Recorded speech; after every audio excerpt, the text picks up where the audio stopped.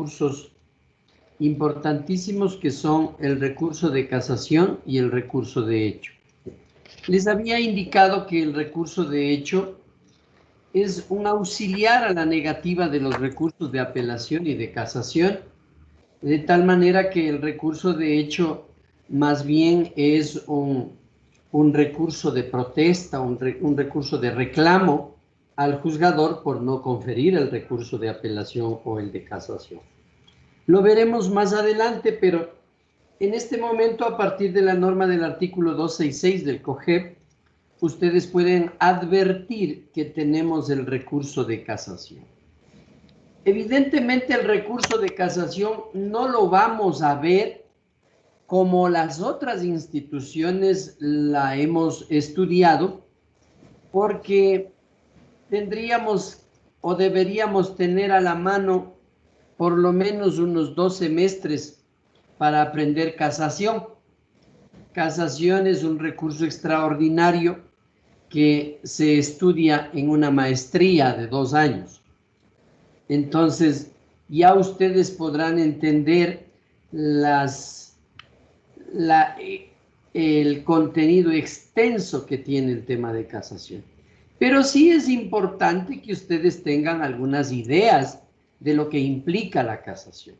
Esas ideas, esa estructura de orden ligero lo vamos a conocer, pero no vamos a estudiar la institución, amén de que en el contenido de la malla curricular que ustedes tienen en cursos superiores también lo observarán el tema de la casación.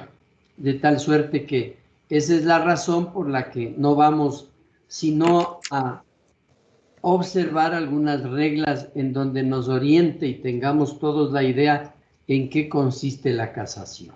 Bien, no se olviden, nosotros tenemos normalmente recursos ordinarios, como la apelación y el de hecho, como los recursos ordinarios que son recursos horizontales también, como tenemos la aclaración, la ampliación, la reforma, la revocatoria. Entonces, a partir de este criterio, cuando nosotros vamos a hablar de casación, ya no estamos hablando de un recurso ordinario, sino estamos hablando de un recurso extraordinario. Entonces, la casación tiene ese carácter, es un recurso de orden extraordinario. ¿En qué consiste este recurso? Miren, ustedes pueden identificar entre el ordinario y el extraordinario, ¿no? Nosotros hablábamos de la apelación y decíamos que se apelaba por una de las partes que estaba inconforme con la resolución del juez y podía apelar y establecer los hechos del derecho, lo que determine que su inconformidad acierte en su recurso. El recurso de casación no. El recurso de casación es un recurso que por el carácter de extraordinario que tiene, se refiere exclusivamente para aquellos casos en donde las sentencias y ciertos autos interlocutorios que se ponen fin al proceso tengan violaciones al derecho. Solo cuando existen evidentes violaciones al derecho cabe la casación. Entonces, la casación no es para determinar, descubrir, probar hechos. No, para los hechos la casación no está elaborada. La casación tiene que ver con la vulneración de normas del derecho. Entonces, el primer punto o el primer enfoque que debemos tener es exclusivamente que la casación sirve para cuestionar la mala aplicación, la indebida aplicación de normas del derecho. Y por eso es que nosotros podemos observar que en el 268 se refiere exclusivamente a términos de aplicación indebida, falta de aplicación, errónea interpretación de normas del derecho. Entonces, en las unas son normas del derecho procesal, en las otras son normas del derecho sustantivo, en otras son cuando no se cumplen con los requisitos de la ley, porque estamos hablando de normas, ¿no es cierto? Obviamente, cuando en la materia del litigio se ha vulnerado normas dándole a la parte que es beneficiaria de la sentencia más allá de lo que le corresponde, estamos hablando de violación de normas, ¿sí? En todo el ámbito que demuestran las causales de la casación en el 268, se refieren a violación de normas del derecho. No estamos viendo, como dice el 268, los casos de los recursos de casación. No, no estamos viendo, estamos solo ejemplificando nomás. Entonces, cuando regresamos a la norma del artículo 266, usted debe tener entendido que el recurso de la casación es extraordinario porque solamente versa sobre la posibilidad de descubrir la violación de normas del derecho. Entonces, ahí uno dice, ah, claro, para eso ha servido la casación, cuando se viola normas del derecho. Para eso sirve la casación. Perfecto, ahí estamos muy bien. Entonces, ahora sí entramos a lo que implica la procedencia de este recurso. Y obviamente este recurso procede en qué circunstancias. Esto es muy importante. El recurso de casación procede en contra de sentencias y de autos que ponen fin a los procesos de conocimiento que son dictados por las Cortes Provinciales de Justicia y por los tribunales contenciosos administrativos y contenciosos tributarios. De tal manera que no olvidemos la casación o se descubre la vulneración de normas de derecho, ¿en qué nomás? En las sentencias y en los autos que pongan fin a los procesos. ¿Pero a qué tipo de procesos? A los procesos de conocimiento.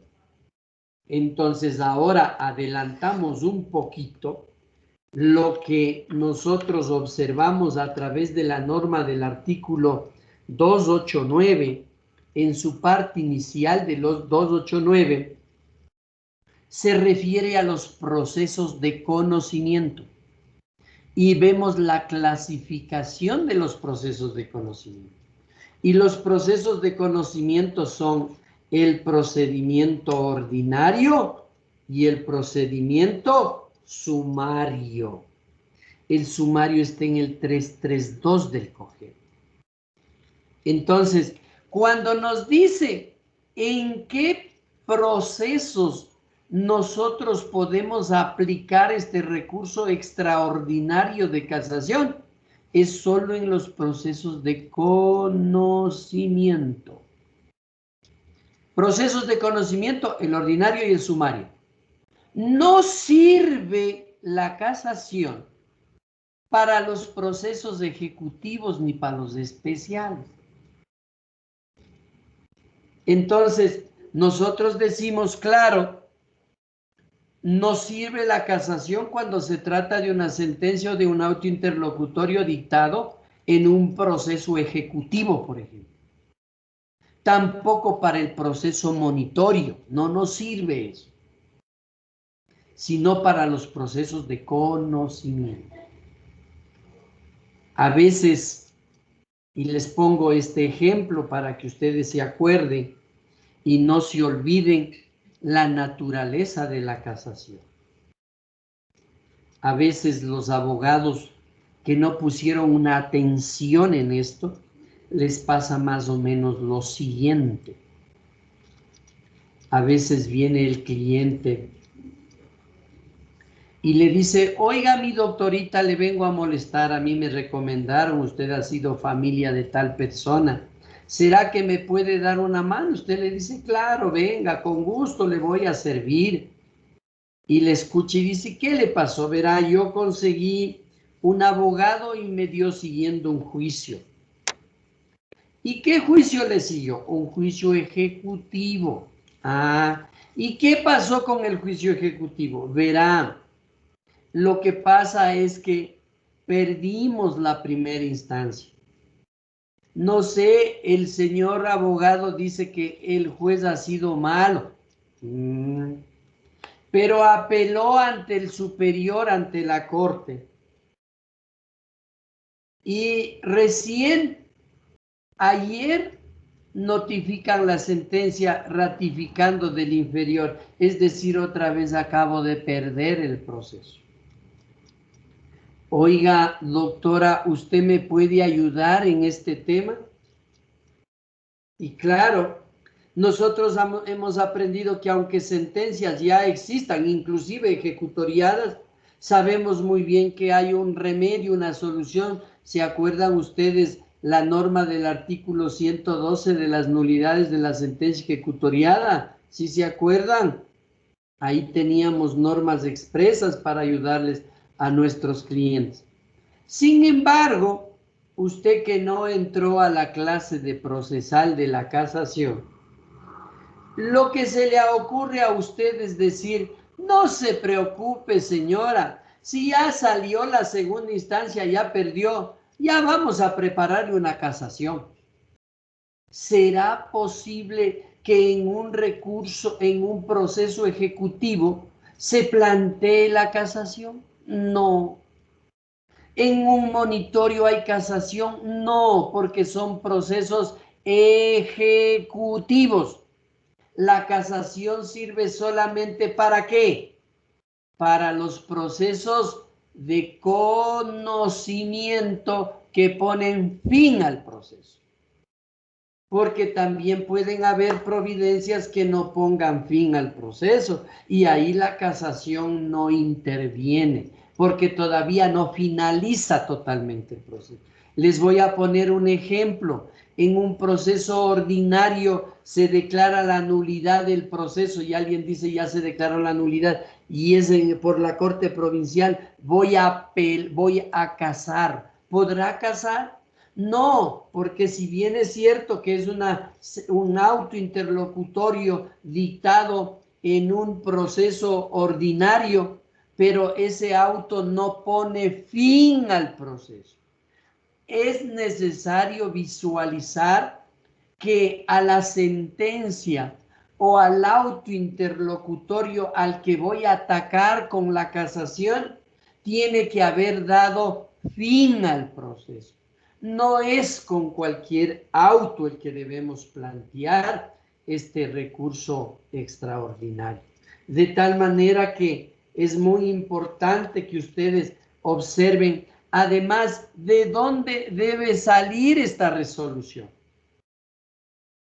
Esta resolución se pone la casación se interpone sobre procesos de conocimiento que hayan puesto fin al proceso, pero que hayan sido dictados ¿por quiénes? Por las cortes provinciales, es decir, ellos conocen la segunda instancia de un proceso y también por los tribunales contenciosos administrativos y contenciosos tributarios. Estos tribunales no tienen recursos de segunda instancia. En este caso, los tribunales contencioso administrativo y tributario, ellos no tienen recurso de segunda instancia. Directo se casa, es decir, primera instancia contenciosa administrativa o contenciosa tributaria se sigue ante el juez del tribunal respectivo, contencioso tributario o contencioso administrativo. Cuando no estoy conforme con ese fallo dictado por ellos, no puedo apelar porque no hay apelación para eso. Lo que corresponde es proponer una casación. Pero mirando estos elementos que establece el 266 del Código Orgánico General de Procesos. Sin embargo, de que el código en esta primera normativa dice para qué nomás se propone la casación, también se puede proponer la casación en contra o respecto de las providencias expedidas por dichas cortes o tribunales en fase de ejecución, es decir, de aquellas dictadas en procesos de conocimiento, si tales providencias resuelven puntos esenciales controvertidos en ese proceso, ¿sí? Y que no hayan sido decididos en el fallo o contradicen lo ejecutorial. Para explicar esta norma, es muy importante verificar su contenido, porque aparentemente su contenido nos da algunas aristas que ameritan descifrarlas para poder comprender. Entonces, miren lo que nosotros tenemos.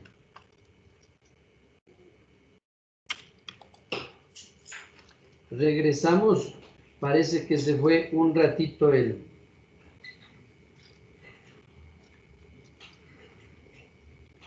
Bien.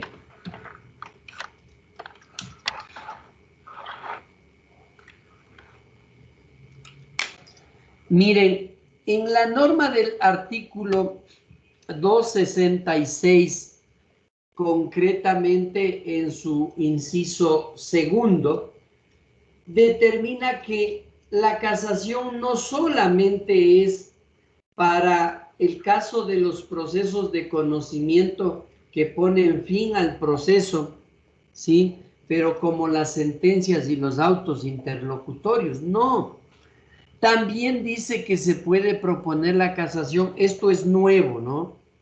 Se puede proponer la casación en contra de, obviamente, providencias que hayan sido expedidas. ¿En qué momento? En fase de ejecución del proceso. Usted sabe que cuando hay una sentencia de un proceso y esta sentencia se vuelve firme, significa que ya usted entra a ejecutar el fallo, entra a buscar que se dé cumplimiento la sentencia. En esos casos es en donde se puede presentar una casación en contra de estas providencias que resuelven puntos esenciales que no hayan sido controvertidos en el proceso. Es decir, a veces los jueces no fue materia de la sentencia y ellos inventan y mandan a cumplir una cosa. Eso es objeto de casar, ¿no? Porque ya estamos ejecutando. Y sin embargo, en la sentencia nunca se trató lo que hoy el juzgador está mandando a que se cumpla. ¿Por qué? Porque obviamente es un tema, una providencia que resuelve asuntos esenciales no controvertidos. O también asuntos esenciales que no hayan sido decididos dentro de la sentencia o el auto interlocutorio. O si se han decidido, contradicen lo que es materia de lo ejecutorial. En estos tres casos, sí, de que se ha resuelto puntos esenciales no controvertidos en el proceso, que no hayan sido decididos en el fallo que se dictó, o que no contradicen lo que ya ahora está firme, ya está ejecutoriado, entonces, obviamente, para esos casos, estamos hablando de un tema de casación. ¿Cómo se interpone el tema de la casación? La casación se interpone dentro del término de 30 días. Esto, por la letra que ustedes observan, o el tipo de letra que ustedes observan en el código, usted va a poder apreciar que esto es nuevo en el COGEB. porque antes para casar se daban 10 días. Ahora nosotros tenemos un término dentro de los 10 días, pero posteriores ¿a qué? Posteriores a la ejecutoria del auto de la sentencia que niegue o acepte, sea la aclaración o la ampliación. ¿Qué nos dice con esto? Primero, que el término para casar es de 30 días. En segundo lugar, los 30 días desde cuándo se cuentan. Obviamente desde el siguiente día posteriores a la ejecutoria de la autosentencia. No se olvide que para casar respecto de un auto, de una sentencia, esta debe estar firme, debe estar ejecutoriada en el sistema de justicia tradicional o normal. Es decir, cuando se dicta una sentencia, ¿sí? Si esta sentencia ya se ejecutorió, ya está firme, ya no hay nada que hacer, pero por supuesto que no cabe presentar otros recursos al respecto, ¿sí? Pero necesariamente hay que descifrar de dónde se cuenta este término dentro de los 30 días. Y obviamente para el caso en que exista la posibilidad de una sentencia que amerite una aclaración, una ampliación, después de que el juez atiende la aclaración o la ampliación, corre o empieza a correr el término para, obviamente, fundamentar el tema de este recurso. Así que les quede muy claro que el recurso se presenta dentro de los 30 días subsiguientes, ¿no? Y obviamente este recurso se presenta por escrito y no cabe un recurso de casación en el sistema de oralidad como lo hacemos el de apelación o el de hecho, ¿no? Aquí en la casación no, la casación se presenta únicamente por escrito, ¿sí? Y de manera fundamentada. Es decir, yo no solamente requiero de que presente una casación, sino es necesario motivar y fundamentar este recurso. Por eso es un tema muy importante de tomar en consideración este particular, ¿no? De que eso se lo hace por escrito al respecto. Y claro, la casación siempre se presenta ante el juez correspondiente, es decir, ante el juez que está conociendo en segunda instancia, o ante el Tribunal Contencioso Administrativo o Contencioso Tributario, se presenta ante ellos y ellos son los que remiten el proceso al superior. Pero en la Corte Nacional de Justicia existen dos clases de jueces para resolver la casación, ¿no? Tenemos nosotros en primer lugar el juez de admisión de la casación. Se llama conjuez de admisión, ¿no? Entonces, en la Corte Nacional, cuando enviamos nosotros un proceso para casación, primero va a la sala de admisión, en donde existen conjueces que se encargan de determinar si está bien presentado el recurso, si cabe admitir o no admitir, y de ahí ellos lo admiten si es que esto es procedente. Entonces, no se olviden que tenemos esta clase de juez y obviamente los jueces ya de Corte Nacional, que son los que conocen y van a tener que resolver el recurso. Por lo tanto, que quede bastante claro que el recurso de casación, pues, viene o proviene en contra de sentencias y autos interlocutorios, así como también de autos en fase de ejecución, de aquellos autos, obviamente, en donde se han conocido o se han resuelto puntos no esenciales de la controversia, ni tampoco de los que han sido debatidos o controvertidos en el tema, y obviamente cuando lo que se ha resuelto contradice el fallo que se dictó anteriormente. Ahí procede el tema de la casación. Obviamente esta es una muy pequeña orientación para que usted tenga la idea de en qué consiste la casación, qué es la casación, ¿no es cierto? Es solamente para eso. Ya más adelante este material en alguno de los semestres superiores van a ver el tema de casación de manera puntual con los casos de casación. Yo me permitiría concluir esta primera parte con el tema del recurso de hecho, ¿no? Para que usted también tenga en mente, ya les habíamos dicho que el recurso de hecho es un recurso de censura, ¿no? De reclamo al juez, ¿por qué no aceptó la apelación a sabiendas de que hay normas expresas que sí avalan la existencia de la apelación? No se olviden que no es otro recurso distinto. Es un recurso auxiliar, es un recurso de reclamo. ¿De qué?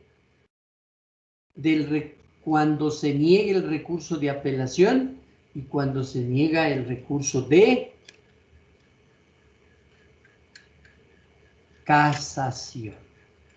Entonces, ahí entra el recurso de hecho. El recurso de hecho, obviamente, se presenta contra todas las providencias que niegan el recurso de apelación o el recurso de casación. Todo lo que puede negar el recurso de apelación y el recurso de casación, entonces entra a auxiliar el recurso de hecho. Y por eso es que tenemos este recurso para auxiliar cuando nos niegan una casación o cuando nos niegan una apelación. Ahí nosotros tenemos habilitado el recurso de hecho, pero dependiendo de qué proceso sea, ¿no? Eso también es muy importante. Bien. Es importante determinar que el recurso de casación, de acuerdo con la norma del artículo 279, tiene algunos casos de improcedencia, es decir, que en algunos casos no cabe el recurso de hecho. Y de acuerdo con el artículo 279, el recurso de hecho no cabe en los siguientes casos.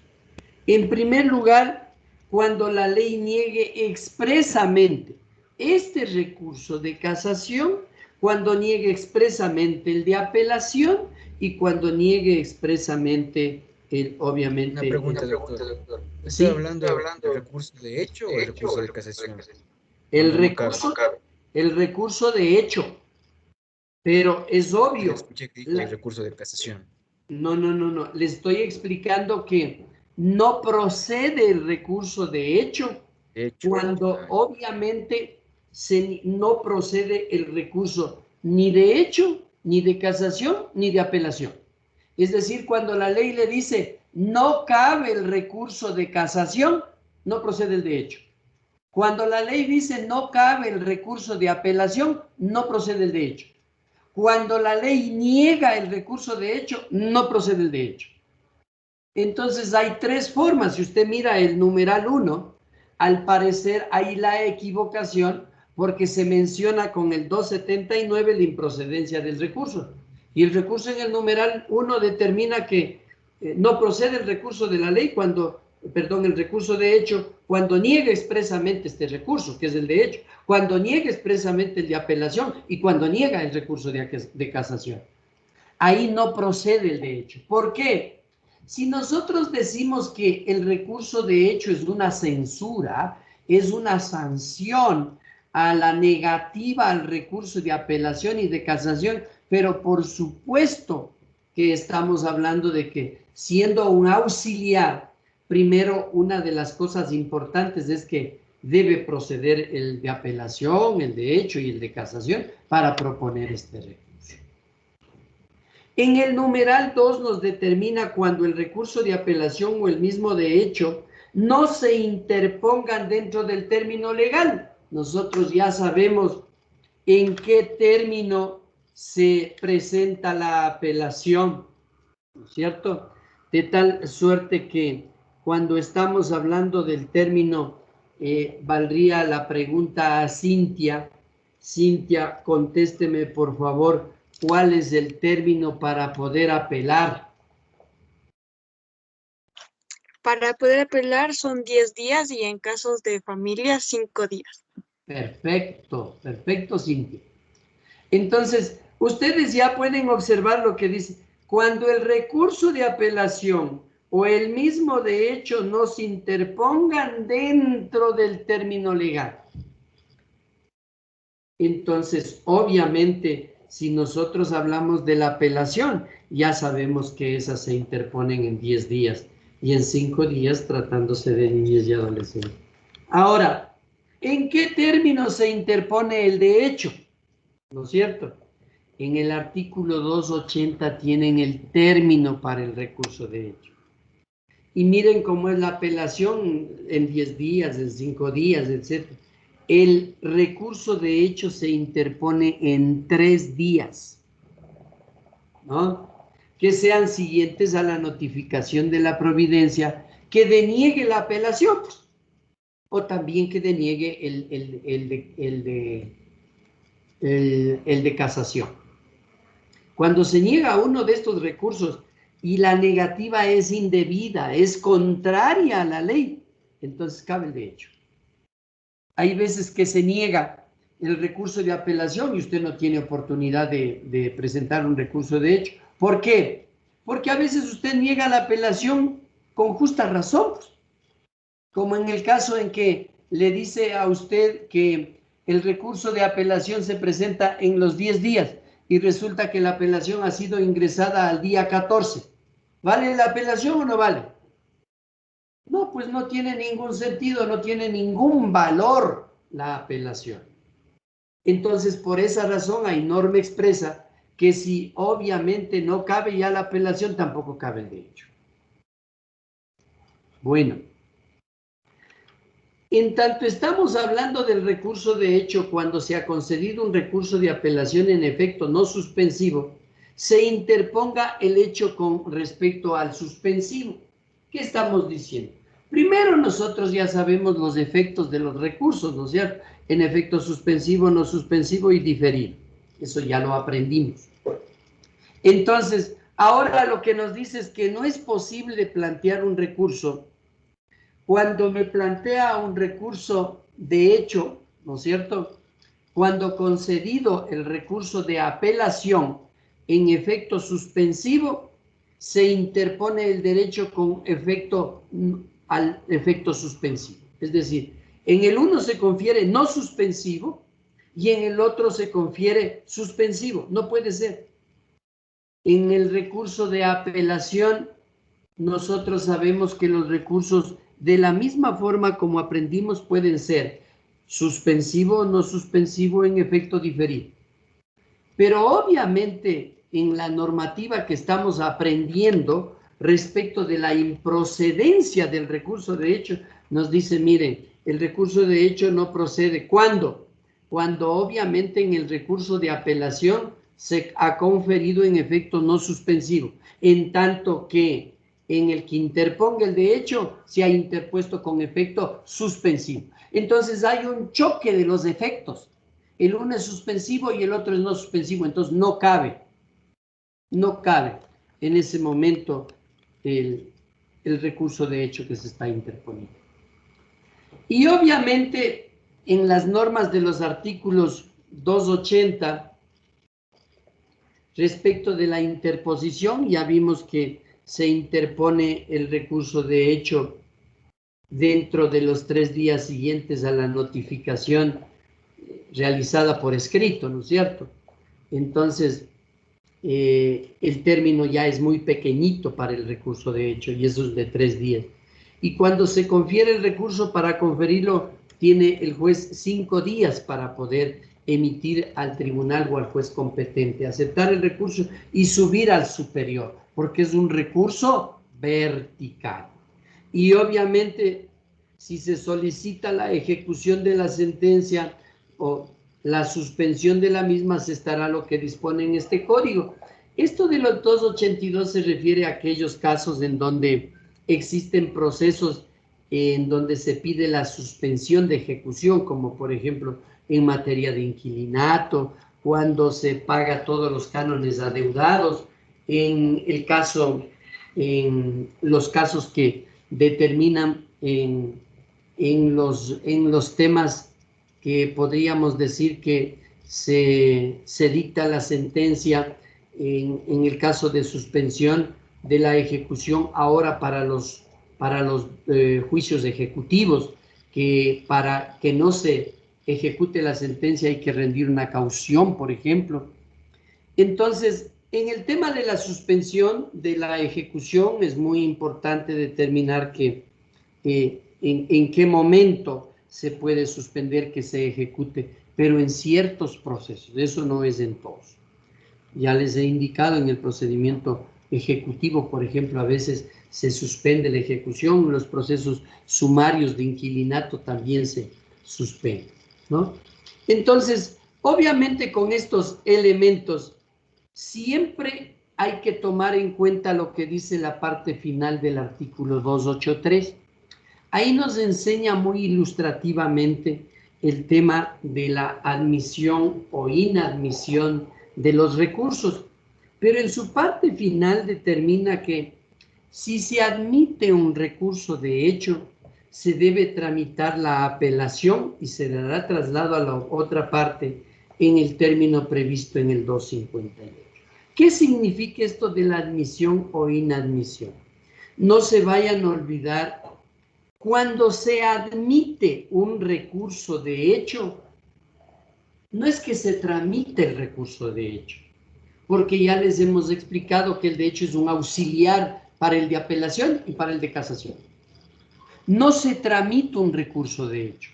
Ojo, cuando se acepta el recurso de hecho, lo que se tramita es la apelación. ¿Por qué? Porque el de hecho es una censura al haberme negado la apelación o la casación. Entonces yo voy donde el juez y le digo, señor juez, yo presento un recurso de hecho, por favor. Y ante el juez superior le digo, oiga, señor juez, no puede ser posible que el señor juez se haya equivocado, el juez de primer nivel en esto, en esto, en esto, y obviamente a mí me haya dejado en el tema de la indefensión. Y bajo esas circunstancias, nosotros podemos establecer que siempre cuando se habla de una apelación en donde al negar la apelación se ha propuesto un recurso de hecho, lo que corresponde resolver siempre será la apelación, no el de hecho, porque el de hecho es un auxiliar solamente para que permita tramitar esos recursos, tanto la apelación cuanto la casación. Bien, así es como medio se forman el tema de los recursos. Hemos hablado de los recursos horizontales, sabemos cuáles son los horizontales, sabemos que estos se piden ante el mismo juez. Hemos hablado de los recursos verticales, de la apelación, el de hecho y de la casación, y tenemos alguna pequeña idea para defendernos en materia de recursos. ¿Por qué lo rápido de este tema? Porque obviamente nosotros pasamos al gran capítulo de los procesos de conocimiento. En los procesos de conocimiento, que ya vamos a verificar, es más, ya hicimos una clasificación, pero las vamos a distribuirlas de muy buena manera el tema clasificación. Solamente les permito unos minutitos porque tengo una visita este rato.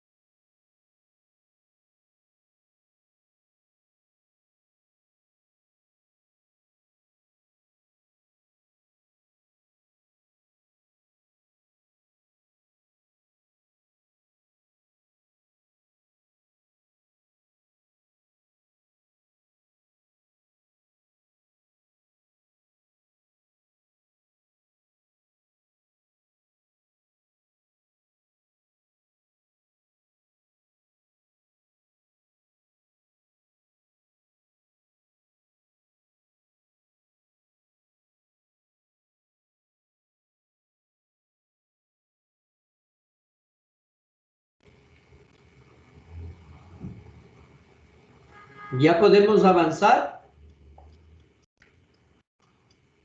Sí, doctor. Bueno.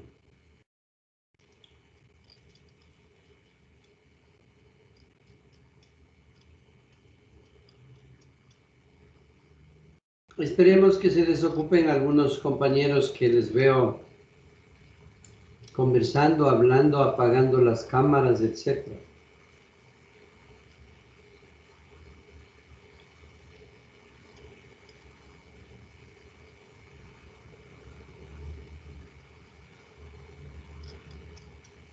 Bueno, con todos estos elementos que hemos podido ver, finalmente arribamos a algo que significa construir procesos. Y llegamos al gran título o libro cuarto que trata de los procesos. El tema de procesos lo vamos a hacer bastante sencillo. Si ustedes se acuerdan de todas las instituciones que hemos visto anteriormente, armarse un proceso no es cosa del otro mundo. Decimos nosotros un dicho en el derecho: el que conoce la tramitación, el que conoce la forma procesal del procedimiento ordinario, automáticamente conoce de todos.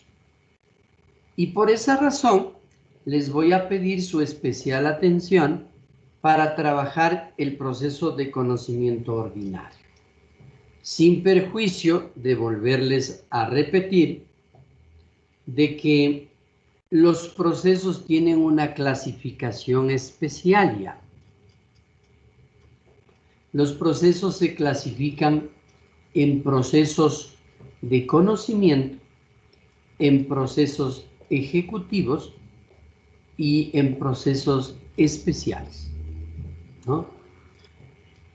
Alguien va a decir, pero en el proceso, de acuerdo con el Código Orgánico General de Procesos, existen solo dos clases: procesos de conocimiento y procesos ejecutivos. No es verdad, porque de la lectura del código nosotros hemos podido apreciar que existen procedimientos especiales, como por ejemplo ustedes mismos, el rato en que buscaban los recursos, se pudieron percatar que existen procedimientos especiales en donde cabe inclusive la apelación.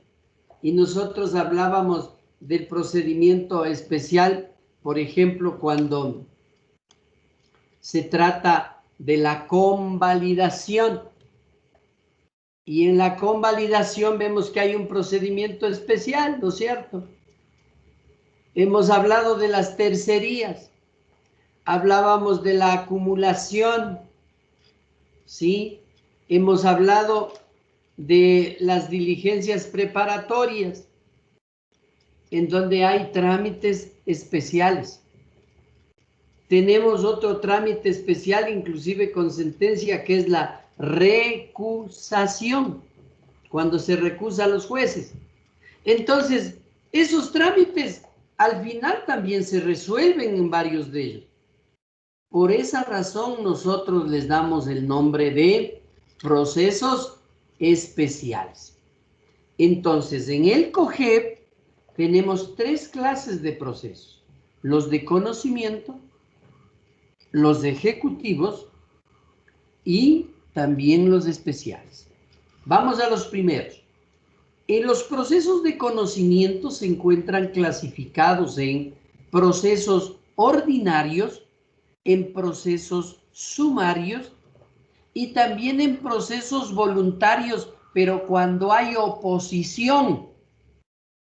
Porque el voluntario no es un proceso de conocimiento. Pero cuando el demandado se opone, el requerido se opone al proceso voluntario, este proceso se transforma en sumario. Y por esa razón, estos tres procesos están ubicados en la clasificación de los procesos de conocimiento. Pasamos a la otra clasificación, que es la clasificación de los procesos ejecutivos. Y aquí encontramos cuáles son los procesos ejecutivos. El proceso ejecutivo propiamente dicho y el proceso monitorio. Y en tercer lugar, los procesos especiales que ya les hemos indicado anteriormente. Se llaman especiales porque tienen una tramitación única, solo para eso. Si queremos recusar, solo para recusar. No sirve para otra cosa. No es como el sumario. El sumario es si queremos demandar alimentos, si queremos demandar un tema laboral, si queremos demandar honorarios, si queremos demandar el divorcio, etc. El sumario nos sirve para todo eso. Entonces, cuando nos referimos a especial, significa que es especial porque se tramita una sola cosa con lo que señala la ley. Por eso se llama especial. ¿Estamos claros? Bien. Esta es la clasificación de los procesos. Entonces, vamos a hablar del procedimiento ordinario. Les quiero rogar mucha atención porque al final de esto les vamos a dar un premio importante para trabajar, ¿no? Para trabajar. Siempre el premio tiene que ser trabajo y trabajo y trabajo. Bien. El procedimiento ordinario en materia doctrinaria es tal vez el procedimiento más complejo que hay. Además, en el Código Orgánico General de Procesos es el proceso más extenso que tenemos. Tan es así que este proceso tiene dos audiencias, la audiencia preliminar y la audiencia de juicio. Entonces, este proceso es un proceso, ¿sí?, que doctrinariamente lo llamamos declarativo de derechos. ¿Sí? Es un proceso denominado delato conocimiento. Así lo considera la doctrina a esta clase de proceso. Y claro, hablar de un proceso de conocimiento frente a un proceso ejecutivo tiene sus diferencias. ¿Por qué? Porque en el proceso de conocimiento, cuando nosotros planteamos una demanda, no sabemos del lado de quién esté el derecho. Si es del lado del actor, del lado del demandado. ¿Qué pasa con eso? Por eso es declarativo de derechos. En este proceso vamos a descubrir en dónde está el derecho del reclamante. Y si tiene o no tiene el derecho el reclamante. Por eso es delato conocimiento. O lo que es lo mismo, declarativo de derechos. Bien. En este proceso... ¿De hechos o de derechos? Perdón, doctor. ¿Perdón? ¿De hechos o de derechos, dijo? ¿Declarativo de derechos Claro, o de hechos? es declarativo de derechos. Bien, gracias, Ojo, doctor. no se vayan a confundir entre lo que explicamos el derecho, hablando de norma jurídica, ¿no? Es declarativo de derechos. Es decir, yo digo que soy el propietario del bien y quiero que me devuelvan. Ah, pues vamos a ver si eres el propietario y si es que hay que ordenar que te devuelvan. Entonces, es declarativo de derechos, ¿cierto? ¿El derecho de quién? Es del que dice que es el propietario, el derecho de devolverle el bien. A eso se refiere. Bien. En tanto que en los procesos ejecutivos, el derecho ya está en un documento reconocido. Ahí lo que queda es visualizar si a lo mejor hay una oposición o una negativa al derecho, pero ya el derecho ya está establecido de quién es ese derecho. Les voy a poner un ejemplo, una letra de cambio. La letra de cambio dice que el acreedor es Andrés y que el deudor es Jonathan.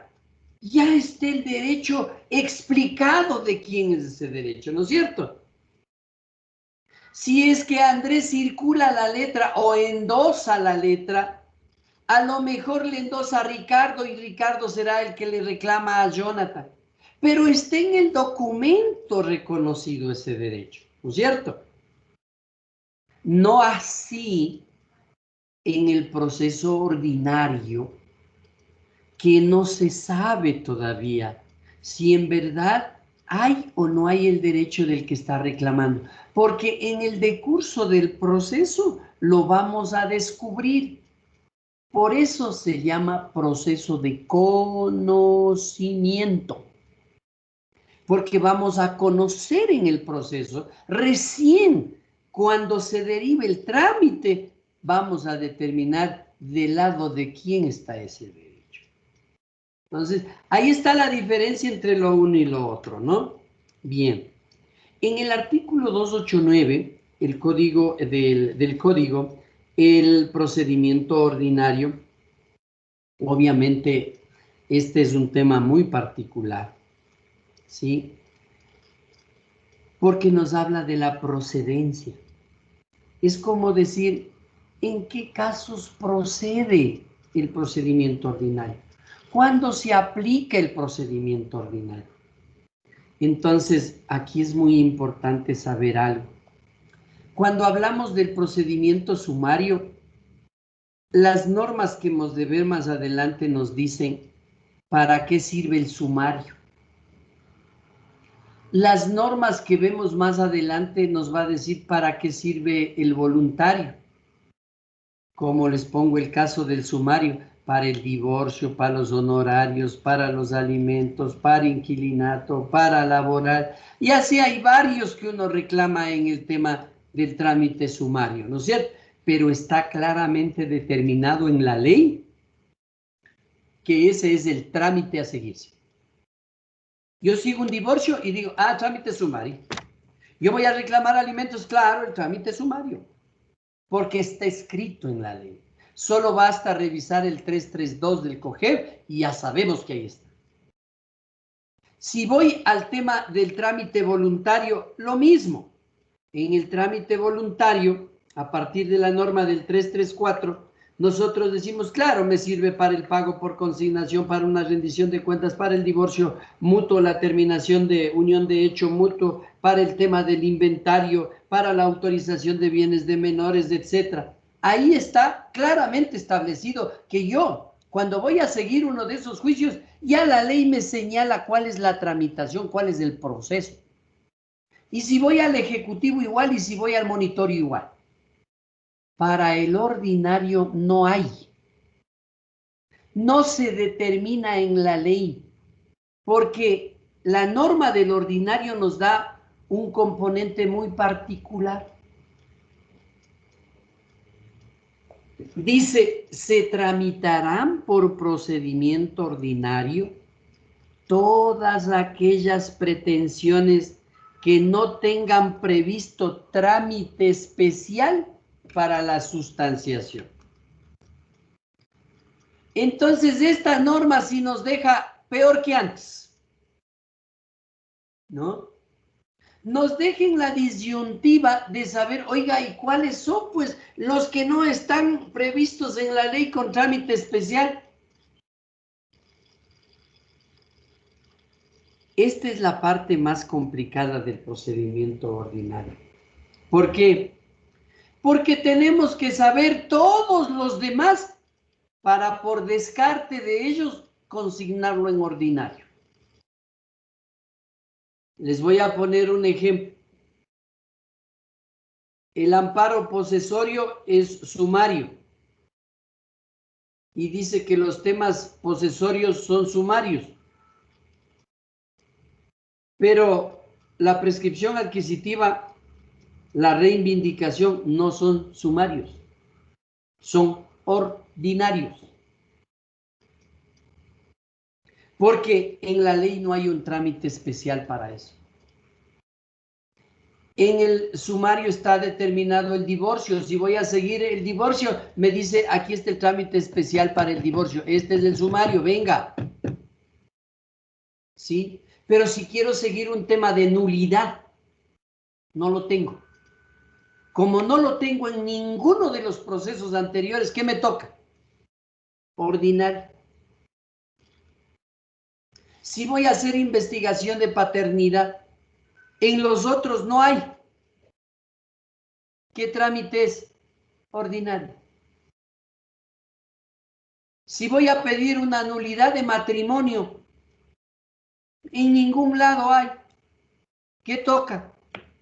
Ordinario. Esa es la estrategia que debemos coger para asignarle el trámite ordinario. Entonces, todo lo que no tenga trámite especial, ya sabemos nosotros que es ordinario. Entonces, obviamente, en el trámite ordinario están las nulidades, las prescripciones, las reivindicaciones, las resoluciones de contratos, los cumplimientos de los contratos, ¿sí? En los temas contenciosos administrativos ordinarios, en los reclamos que se den, tenemos varias clases de reclamos por la vía ordinaria.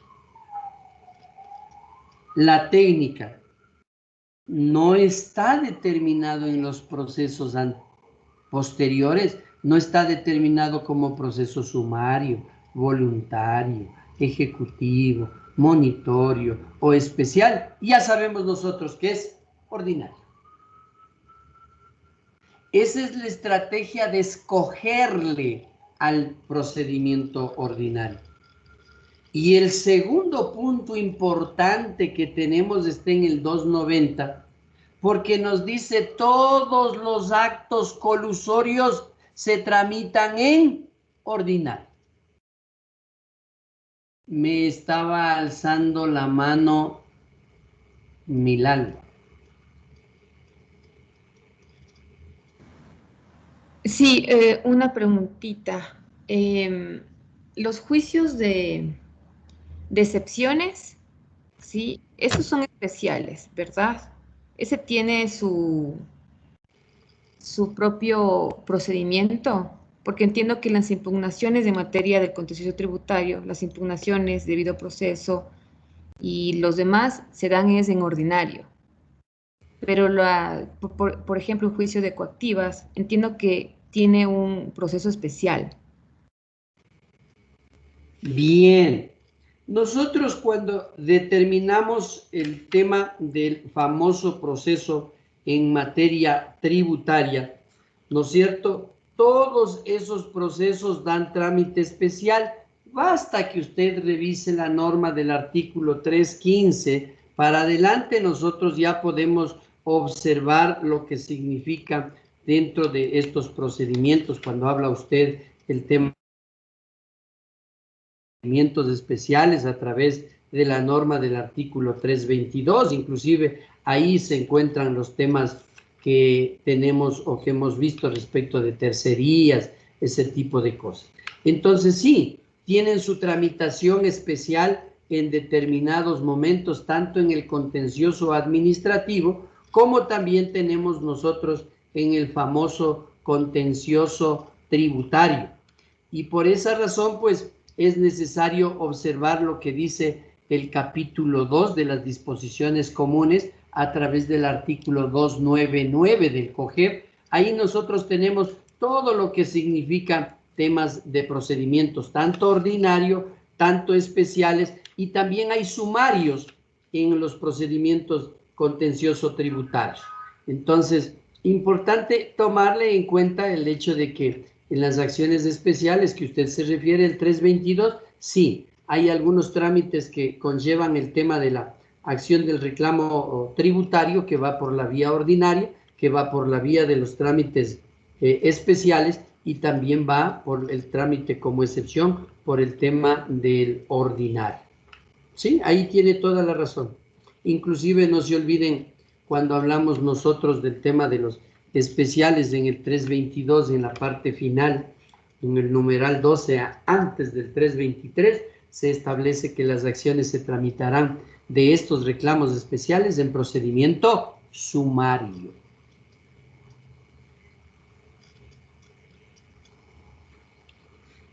Bien. Gracias, doctor. Decíamos nosotros con la norma del artículo 290 que las acciones colusorias también se tramitan en procedimiento ordinario. ¿Cómo decirlo aquello? Lo primero que nosotros debemos saber es la acción colusoria. ¿Alguien me puede decir qué es un acto colusorio? Les escucho. Doctor, un acto colusorio es cuando se busca engañar al juzgador y causando perjuicios a terceros. Como que no le escucho muy bien, parece que el audio está medio malo. Ahí tal vez, doctor. Ahí le escucho. Bueno, el acto colusorio son actos en los cuales, bueno, se intenta inducir al engaño al juzgador, causando perjuicios a terceros, doctor. Micaela, Doctor, yo tenía entendido que el acto colusorio es cuando dos o más personas se ponen de acuerdo para causar daño a un tercero. perfecto, perfecto. Ese es el acto colusorio. Cuando dos o más personas se ponen de acuerdo para causar daño a un tercero. Eso es. El acto fraudulento de dos personas para buscar causar daño a una tercera persona. En eso consiste el acto colusorio. Entonces, todas las acciones colusorias, nos dice la normativa del 290, que corresponde tramitar en procedimiento ordinario. Es importante hacerles alguna aclaración porque el 290 debe quedar muy claro. Verán, dentro del Código Orgánico General de Procesos, en el capítulo de las derogatorias, se deroga la ley colusoria. Cuando nace este código, se deroga la ley colusoria, porque antes teníamos una ley colusoria. Y para que ustedes vayan observando, el legislador, la colusión en nuestra legislación, solo lo hace constar en un artículo, que es el artículo 290.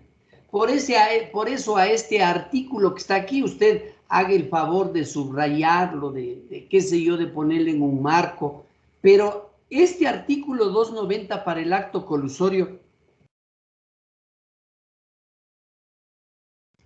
se sobra, podríamos decir, para poder tramitar la colusión. Miren, cuando yo les decía que derogan una ley, derogaron todo un cuerpo normativo, claro que era pequeñito, pero derogaron todo un cuerpo normativo y se quedó sin efecto para la colusión. Y el legislador dice, solamente con el 290 es suficiente para que hablen de la colusión. Entonces, no tenemos ley sustantiva, aparentemente. No tenemos, según muchas personas, no hay la ley procesal de la colusión. Mentira, todo hay aquí. Entonces, cuando el 290 dice que se tramitarán en procedimiento ordinario y nos determina, entre otras, ¿qué cosas nomás? Cuando, entre otras, las que priven del dominio, de la posesión, de la tenencia, de algún bien inmueble o de algún derecho real, como tenemos nosotros el uso, el usufructo, ¿sí? El derecho de habitación, el derecho de servidumbre. Entonces, perdón un ratito.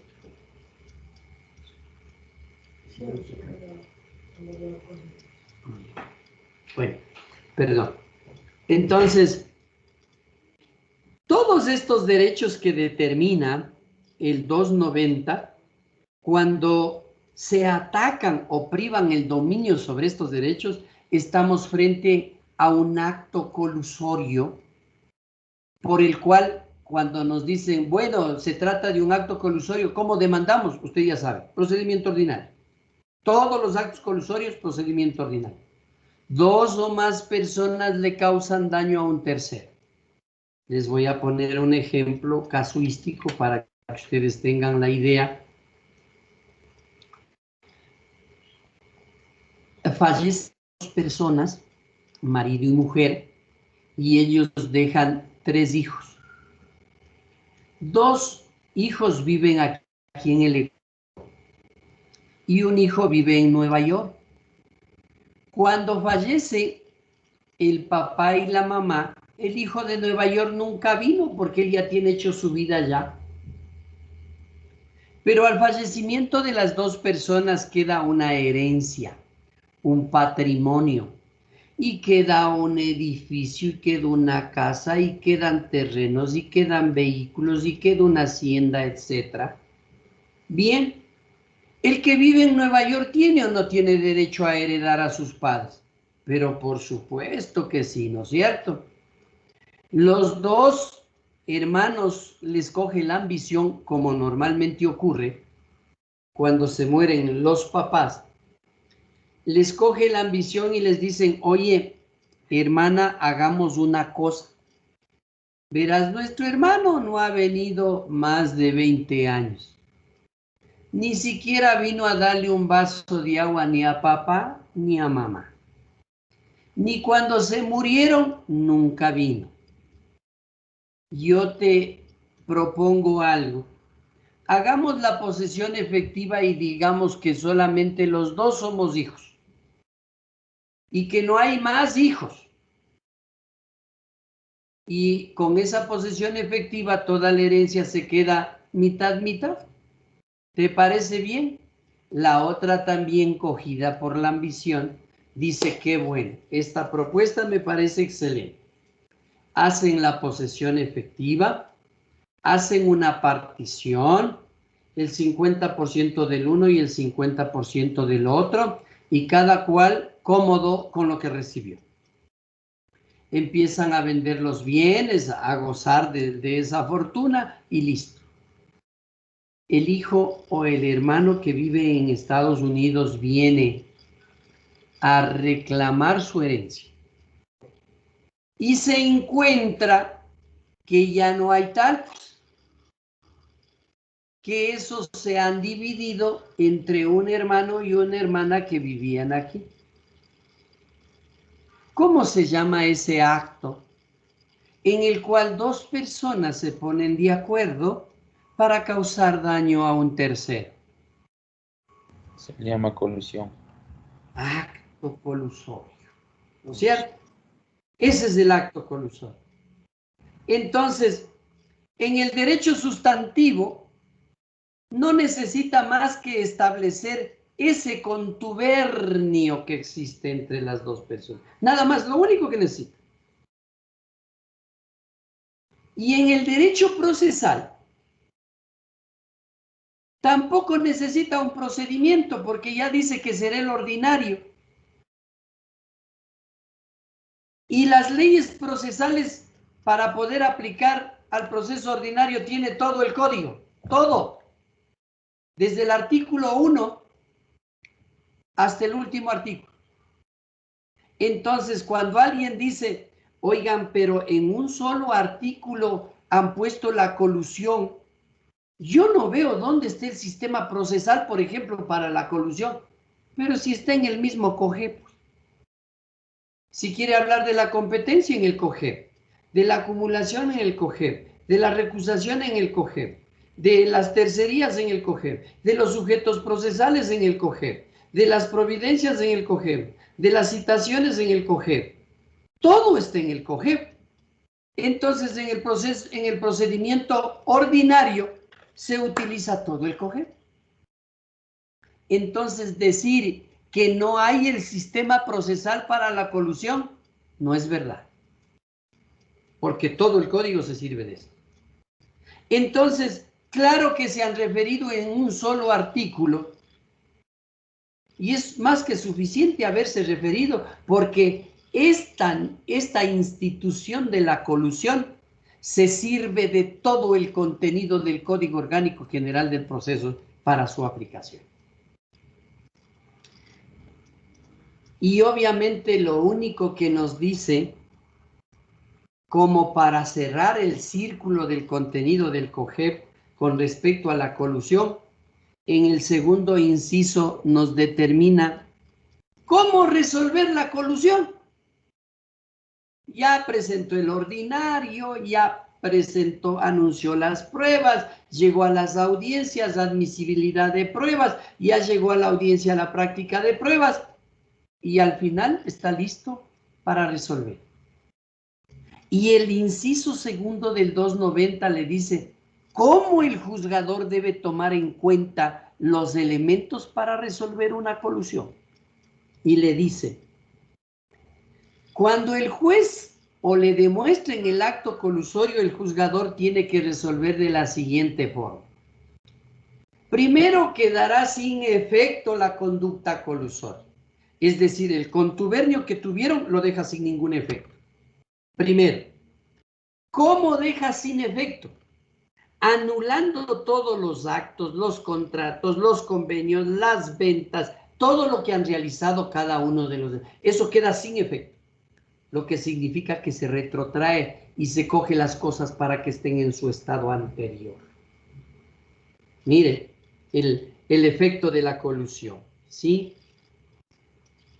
A más de eso, el juzgador tiene que ordenar el pago o la reparación de los daños y perjuicios que se han ocasionado.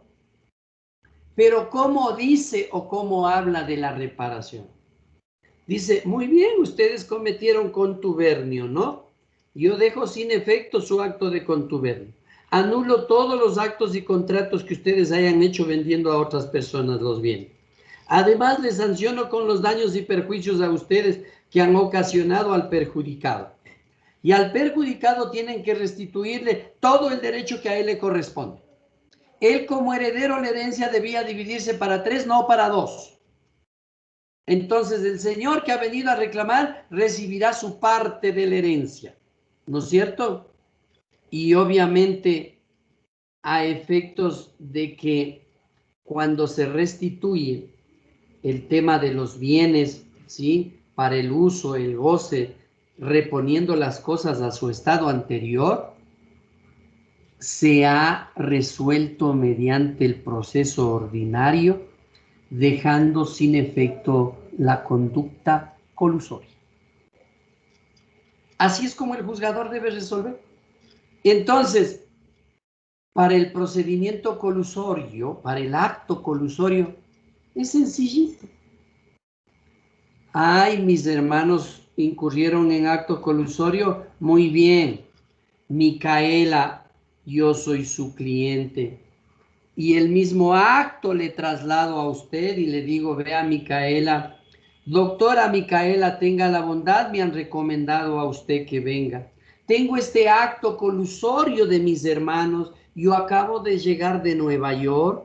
Mis 2 hermanos se han distribuido toda la herencia, han hecho la posesión efectiva y me han negado la existencia mía como hermano. Tenga la bondad. ¿Qué podré hacer? Micaela, déles el asesoramiento a sus compañeros.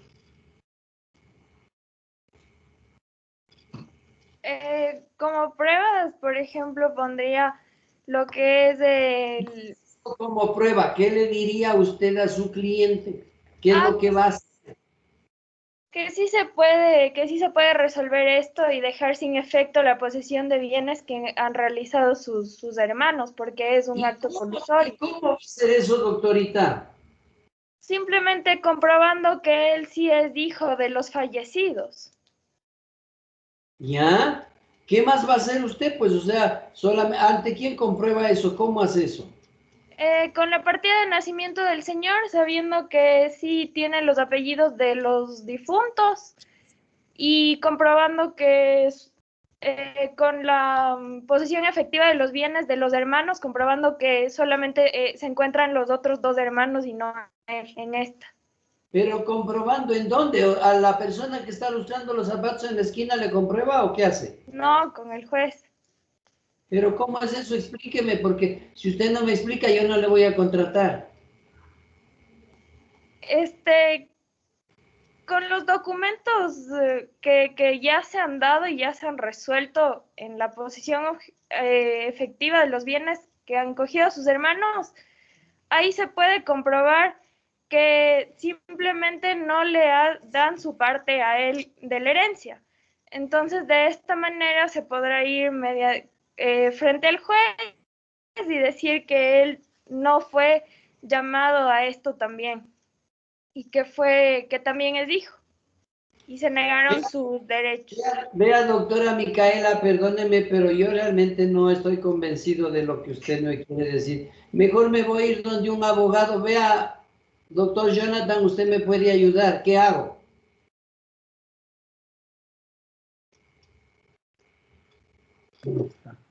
Jonathan Quintana.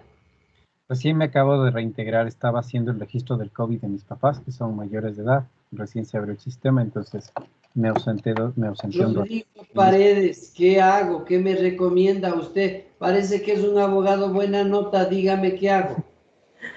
Bueno, o sea, como dijo mi compañera Micaela, lo principal es comprobar primero, del hecho de que es hijo de los fallecidos. Y segundo, comprobar efectivamente el acto colusorio de que los dos hermanos han hecho la posesión solamente entre los dos sin avisarle, estando conscientes de que él vivía en otro lugar y que tiene ese derecho de los bienes. Oiga, doctor, ¿y cómo va a comprobar eso? Con la posesión efectiva que hacen ellos de los bienes del padre. Y se supone que ellos... que sí, eso queda constancia de la posesión efectiva. Entonces, de que ellos firman y todo, entonces es suficiente, me parece a mí, de lo que... Perdónenme nomás, vea mi doctor, yo prefiero irme donde la Cintia porque ella parece que ha estudiado un poco. Vea, Cintia, ¿qué hago? ¿Cómo me soluciona el problema? Claro, lo que debemos hacer es proponer un procedimiento ordinario mediante el cual podemos solucionar este acto colusorio. Ya, ¿y cómo va a ser eso?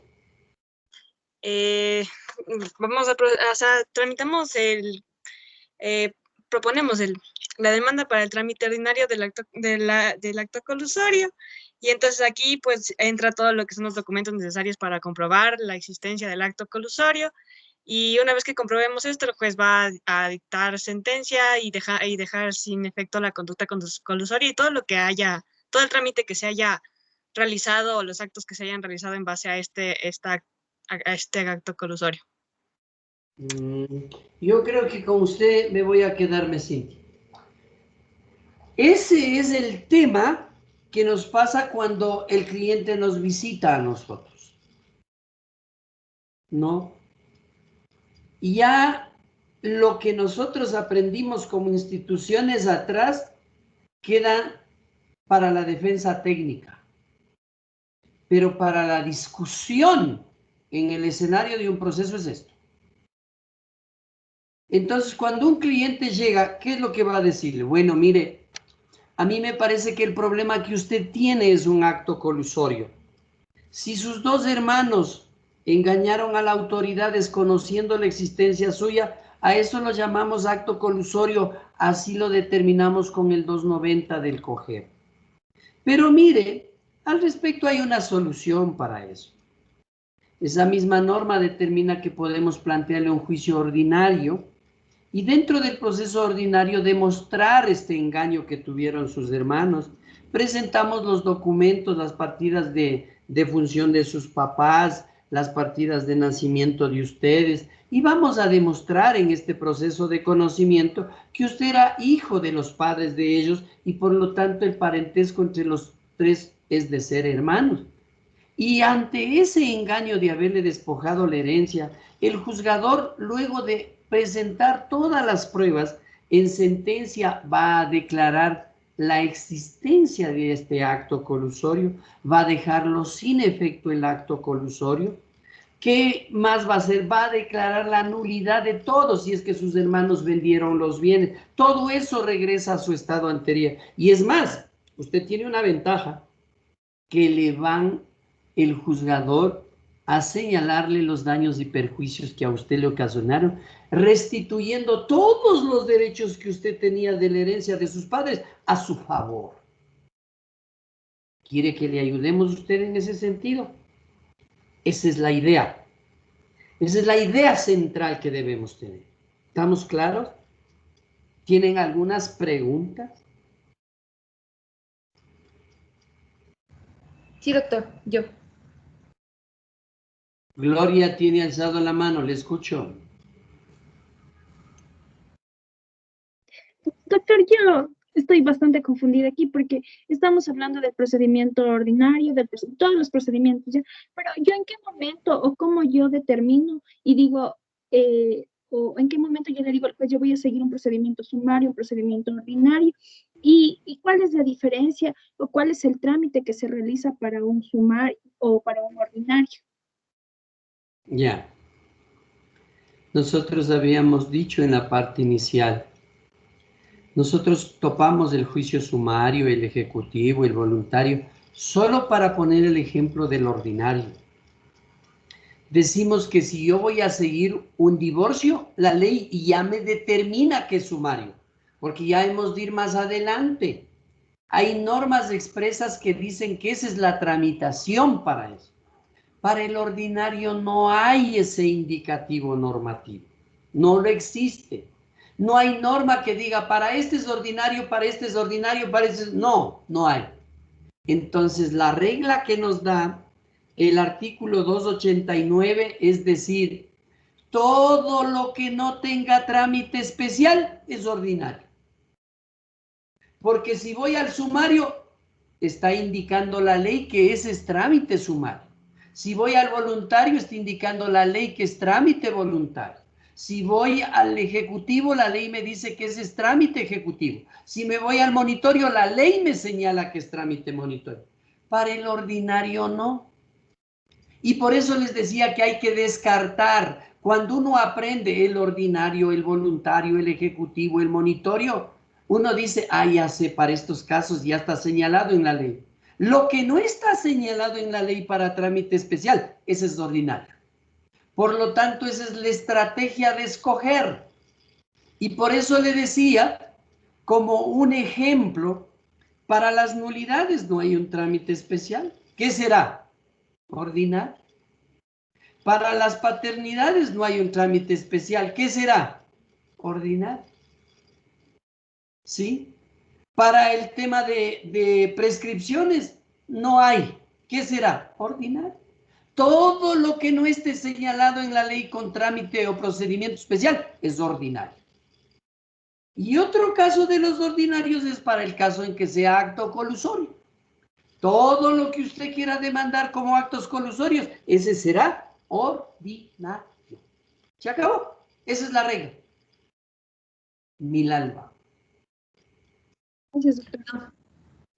Ya me contestó, es que era la misma pregunta, pero cuando no hay dos hermanos, ni tres, sino solamente hay uno, ¿sí? Y se ferea pues todo lo que deja el causante, negando la existencia de otra hermana, ¿no? Que sabía que existía, ¿no? Pero sin embargo lo que hizo fue vender todo, lo que pudo para resguardarlo todo, ¿sí? Y claro, ahorita ya revisando lo que usted nos dio, sería solo lo que es el juicio ordinario, pero dando nulidad a los contratos, pidiendo exacto. La integración. No hay acto colusorio porque el acto colusorio se compone de dos o más personas. Cuando hay uno solo que niega al hermano y él vende, entonces ahí viene la nulidad de las escrituras, de los contratos, de los actos, de las posesiones, ¿sí? Pero ahí no encontramos contubernio, ahí no encontramos que dos o más se pongan de acuerdo, ¿no? Pues ahí encontramos solamente uno solo. Rodrigo. Sí, doctor, quería preguntar si no hay ninguna situación en donde para un mismo hecho pueda tramitarse por, yo que sé, dos diferentes procesos. ¿O es solamente uno específico para cada proceso? Primero, usted no puede demandar dos cosas en diferentes procesos por las mismas causas. Constitucionalmente eso no es posible. Segundo, a veces usted puede demandar en una vía o en otra. ¿Sí? Por ejemplo, hay procesos de conocimiento que pueden ser demandados. Le voy a poner el ejemplo, las facturas. Las facturas es un acto de comercio y se demanda ¿en dónde? En vía sumaria.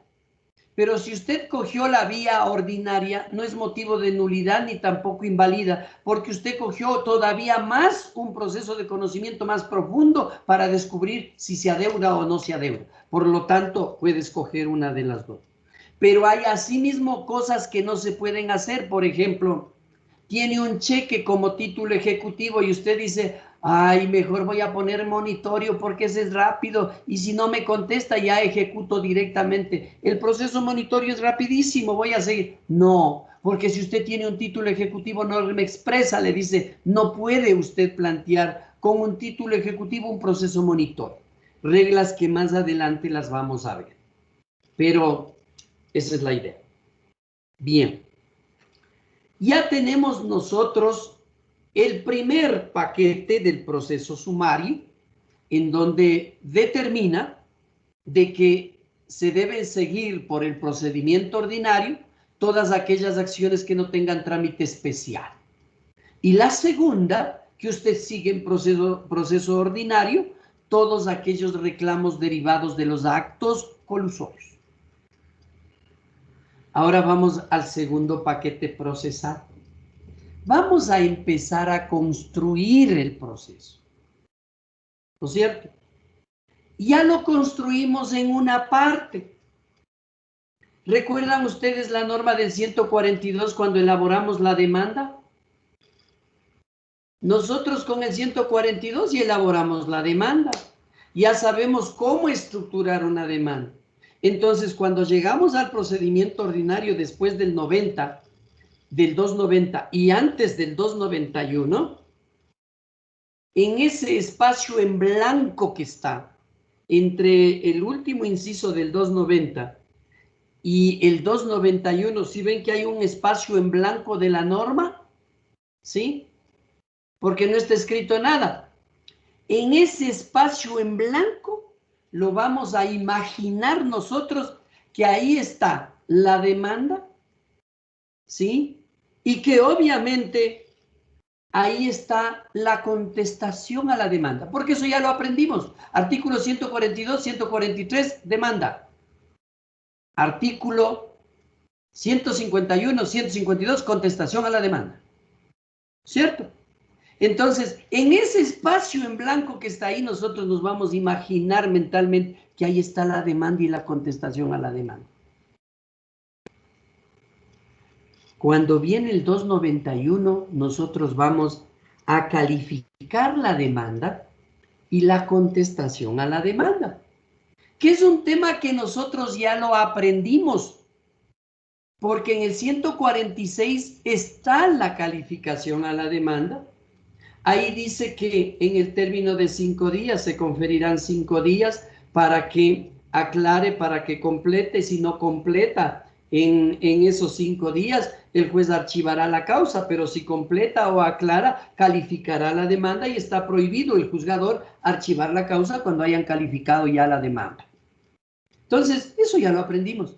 Pero en el trámite ordinario vamos a acordarnos de esas reglas que aprendimos hace algún tiempo.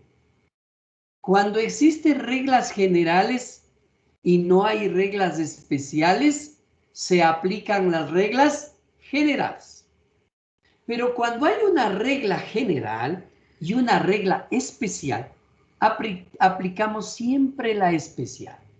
Entonces, ahora que vamos a iniciar el estudio de procesos con pincel mental, vamos a ir diseñando.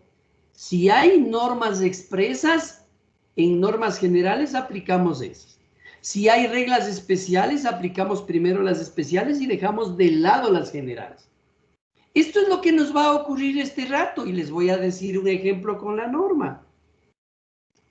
En el 291 dice que presentada y admitida la demanda, la o el juzgador se ordenará se cite a los demandados en la forma prevista en este código. ¿Aprendimos o no aprendimos la citación? ¿Será que ahora tengo que indicarles qué dice el 53, cómo se cita en persona, cómo se cita por boleta, cómo se cita por los medios de publicación? No, eso ya lo aprendimos. En cada paso que damos, estamos recordando las normas que aprendimos. Entonces, cuando alguien cree que va a entrar a procesos y tiene que haberse olvidado lo que ya aprendimos en el código, está bien equivocado. Porque tiene que andar a llevar ese material en su cabeza. Entonces, ¿esto es norma general o es norma especial? Se repite la norma general porque eso lo aprendimos ya. No hay nada de nuevo. Vamos. La o el demandado tendrá 30 días para presentar su contestación a la demanda. Este término se contará desde que se practicó la última citación, cuando la o los demandados son varios. Si al contestarle se reconviniere al actor, el juzgador, en el término de los 3 días siguientes, notificará con esa contestación al actor, asimismo dándole 30 días. Pregunta, ¿esta norma es norma especial o norma general?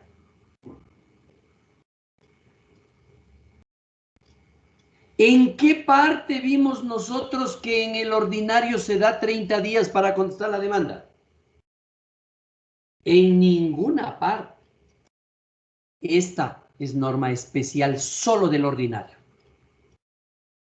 Entonces, cuando nosotros sabemos que debemos calificar la demanda, ya aprendimos 146.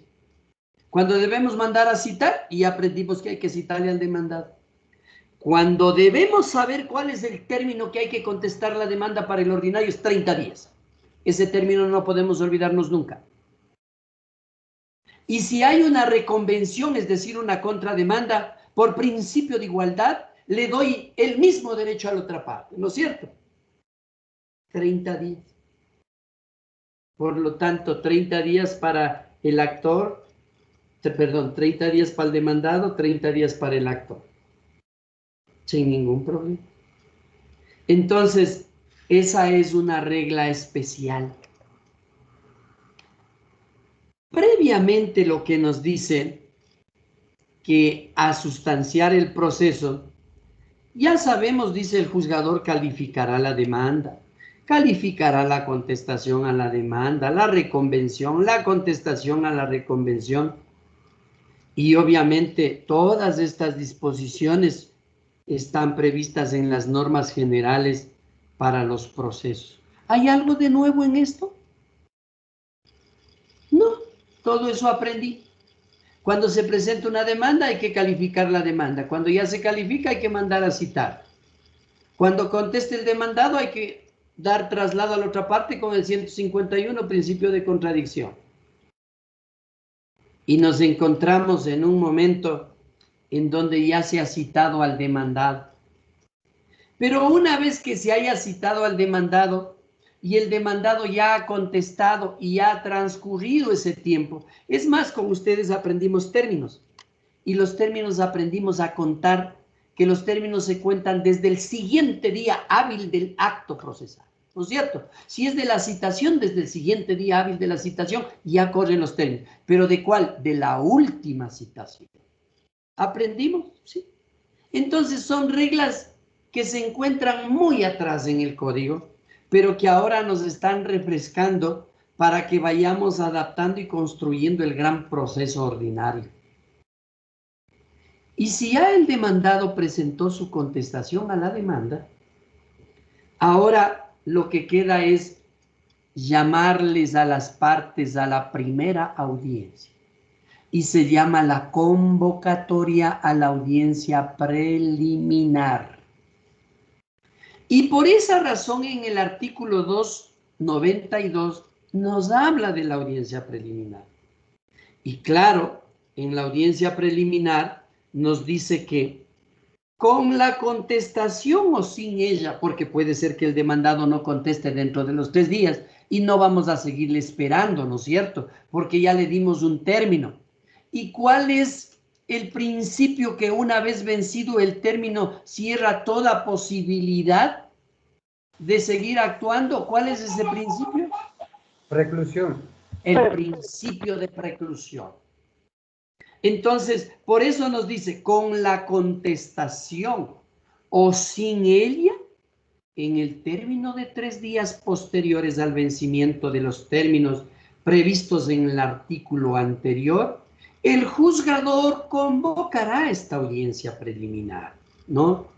Y que obviamente esta audiencia no puede realizarse en un término no menor de 10 días ni mayor a 20 días. Estos son términos. ¿Qué términos son? ¿Alguien me puede decir qué términos son los que están en el 292? ¿Qué términos son?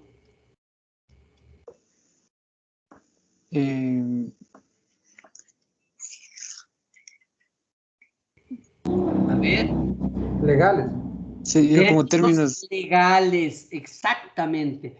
Términos legales porque están en la ley.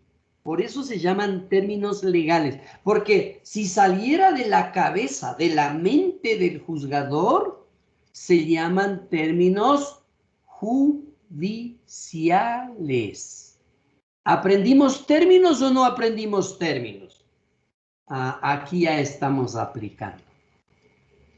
Entonces, el 292 tiene términos legales y obviamente la audiencia preliminar se debe convocar a las partes en un término no menor de 10, pero tampoco mayor a 20 días. Cuando hablamos término, corren solamente los días hábiles, ¿cierto? Porque el plazo corre todos los días. Muy bien. Ahora si nosotros vamos a determinar que las partes están obligadas a comparecer personalmente al proceso. Eso ya lo aprendimos porque recuerdan ustedes las reglas generales de la audiencia a partir de la norma del artículo 79 al 88 del COGEP. ¿Recuerdan ustedes eso?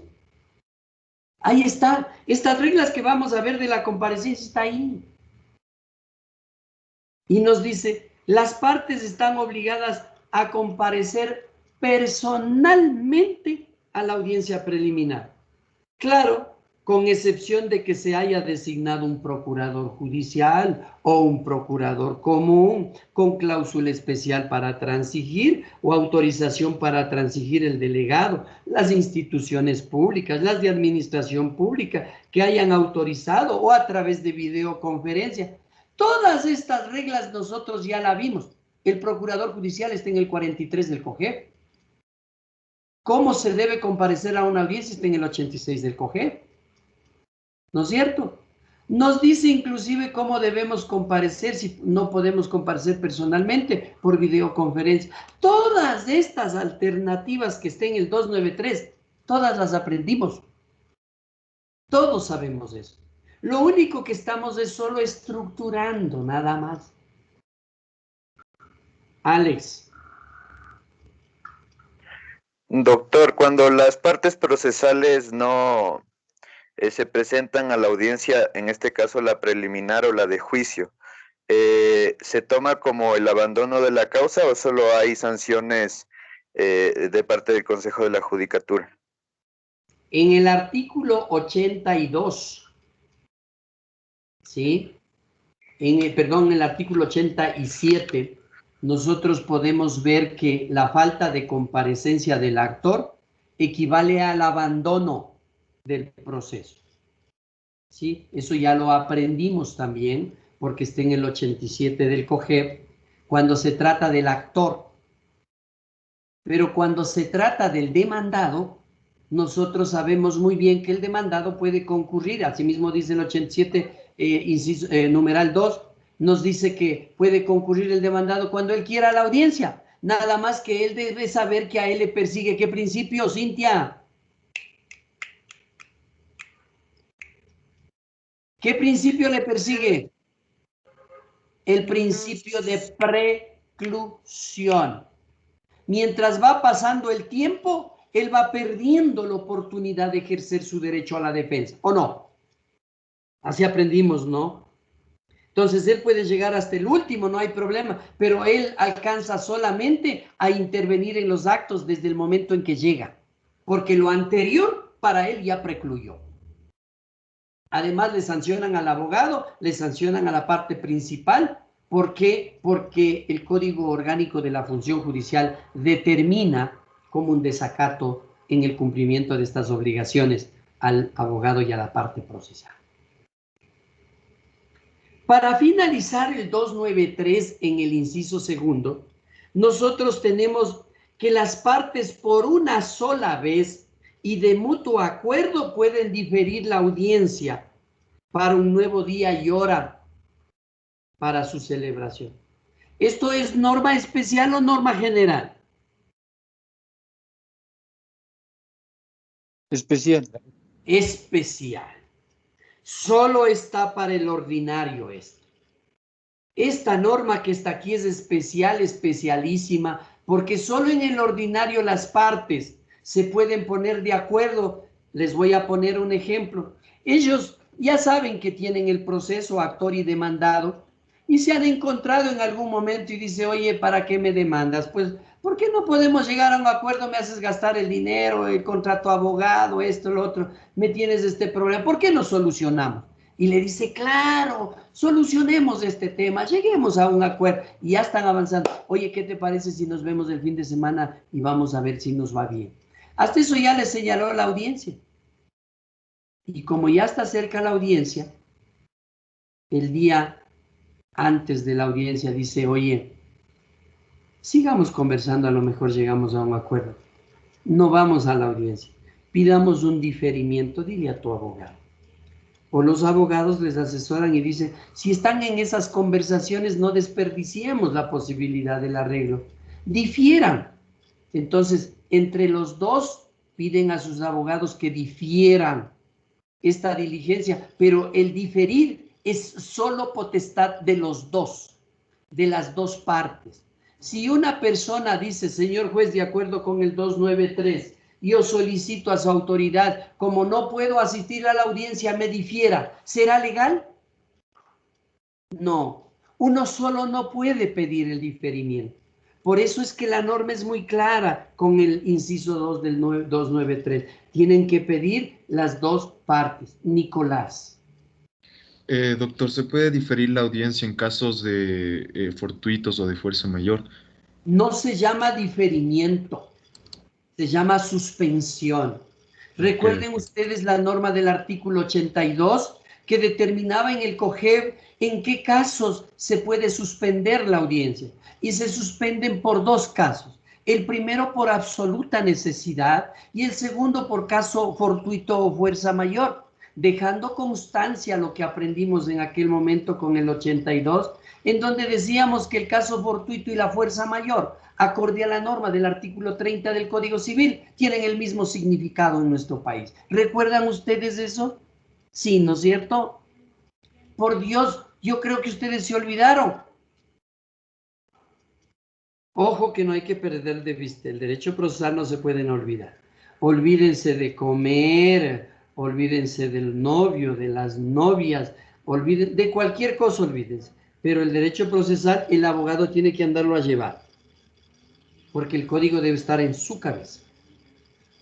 Bien, entonces, llegamos a terminando este segundo paquete del proceso ordinario, llegamos al tercer gran paquete, que es, yo diría, si nosotros asimilamos de que el procedimiento ordinario es un edificio, nosotros ya hemos puesto las bases, estamos poniendo una columna y ahora vamos a poner otra columna más grande, o a lo mejor vamos a construir una losa.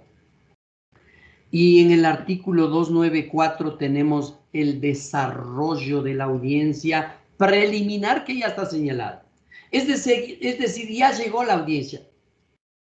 Y en la audiencia nosotros nos acordamos del artículo 79 del COGEP, y en el 79, numeral 2, nos dice que el juez llegará, se presentará, dirá quién es él, le dirá a la secretaria o secretario que constate la presencia de las personas notificadas a esa audiencia, instalará la audiencia y viene el 294. Porque las normas generales, cuando no hay regla especial, aplicamos las reglas generales, ¿o no? Por eso se llaman reglas generales de la audiencia. Y en el 294 nos dice que la audiencia se debe desarrollar en base de estas reglas. Ya está instalada la audiencia. Dice, instalada la audiencia, el juzgador solicitará a las partes que se pronuncien sobre las excepciones propuestas, excepciones previas, ¿no? De ser pertinentes, serán resueltas en la misma audiencia. Entonces, primera parte. ¿Quién propone las excepciones previas? Gloria. Las partes. ¿Cómo? Me dijo que quién propone las excepciones previas, ¿verdad? Exacto. Ya, entonces las excepciones previas propone, el juzgador les pide a las partes que digan si es que tienen excepciones previas. ¿No se acuerdan las excepciones? Cuando hablábamos de las excepciones a través del artículo 152 y las excepciones previas que están señaladas en el 153, les había indicado, yo hasta ahora me acuerdo que les decía, las excepciones son medios de defensa, pero son medios de defensa solo y únicamente del demandado. ¿Usted cree que un actor puede proponer excepciones? Si estas herramientas del derecho procesal son propias del demandado. El que va a defenderse en un proceso es el demandado. Él es el que tiene que proponer los medios de defensa. Y claro, cuando se proponen medios de defensa, como las excepciones, hablar de excepciones es sinónimo de demandado. Entonces, cuando a la Gloria le pregunto, Glorita, ¿quién propone las excepciones? ¿Qué diremos? El demandado. Él es el que va a proponer. Entonces, aquí tenemos una regla especial. Porque si ustedes miran las reglas generales de la audiencia, en el artículo 79 nos dice que el juzgador empezará dando la palabra al actor. Esa es regla general. Pero aquí tengo una regla especial porque le voy a dar la palabra al demandado. Pero es que al actor no le puedo dar la palabra porque la audiencia preliminar inicia en su numeral primero con la propuesta de las excepciones previas. ¿Y de quiénes las excepciones previas? Del demandado. Él es el que debe sustentar, demostrar, probar las excepciones previas. Entonces, miren, tengo una regla general que me ordena, que me dice que debo dar la palabra al actor. Pero, como se trata de excepciones previas, por norma especial cambio la regla general y le empiezo dando la palabra al demandado.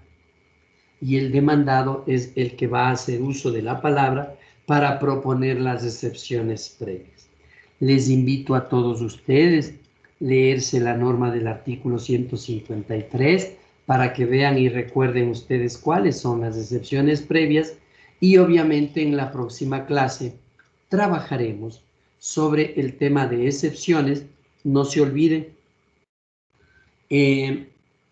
una preventiva para ustedes. En la próxima clase yo voy a empezar, mejor dicho, voy a formar grupos de audiencias. Y después de la próxima clase les voy a enviar casos a los grupos para que empiecen a preparar una simulación de audiencia preliminar hasta seguir avanzando con la audiencia de juicio y hasta llegar a la audiencia única. Entonces, a la vez vamos tomando grupos, pero debo manifestarles lo siguiente. Los grupos solamente conformo con personas que están presentes en mi clase. Los que no están en clase no serán tomados en cuenta.